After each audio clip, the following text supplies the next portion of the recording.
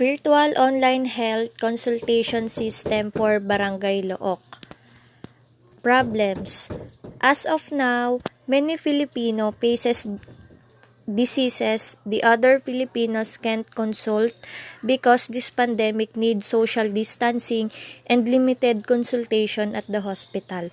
The researchers of this study aim to develop a virtual online health consultation system. Ito po yung mga nakikita naming problems kung bakit namin ginawa yung system para sa Barangay Look. Limited access at the hospital, lacks of transportation, lacks of payment. Karamihan kasi sa mga mahihirap na tao, hindi na sila nakakapunta sa mga ospital kasi una, mahal yung bayad sa doktor, tapos yung mga gamot pa na kailangan, tapos yung pamasahin nila, minsan sa sobrang layo, hindi na sila pumupunta. Ito naman yung mga solutions na nakikita namin na makakatulong sa Barangay Look. To develop an online consultation to their house, to save time, and to save money. Definition. Ito naman yung ginagawa ng doktor sa virtual online health consultation na ginawa namin. This system helps the doctor in terms of managing their schedules. Yung mga nagpapa-check up ng virtual, meron silang mamimili sila ng kanya-kanya nilang schedule kung kailan nila gustong magpa-check up para ma-manage din ng doktor yung oras niya.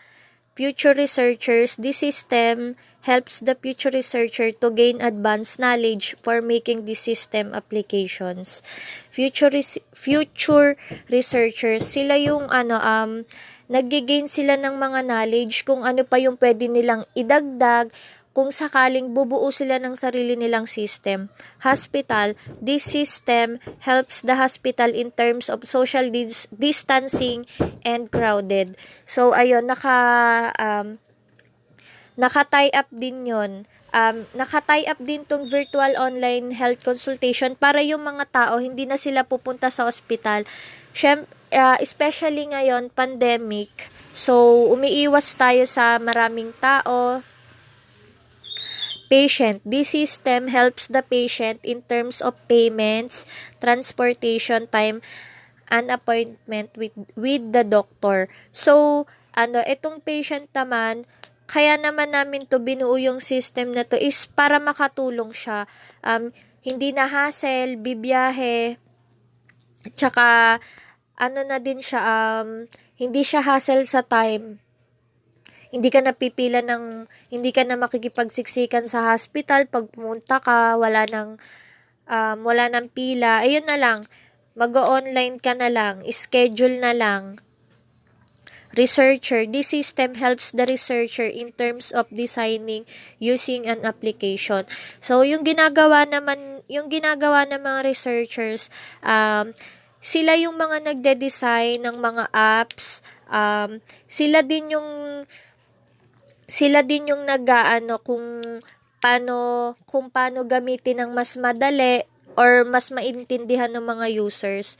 Recommendation and conclusion, the virtual online health consultation system using application was designed and according to the plan, designs and specifications. So ito, dinesign siya according sa plano kung saan mas madaling maiintindihan ng mga users yung applications na ginawa. The structure of the system showed that every component was constructed according to its functionality.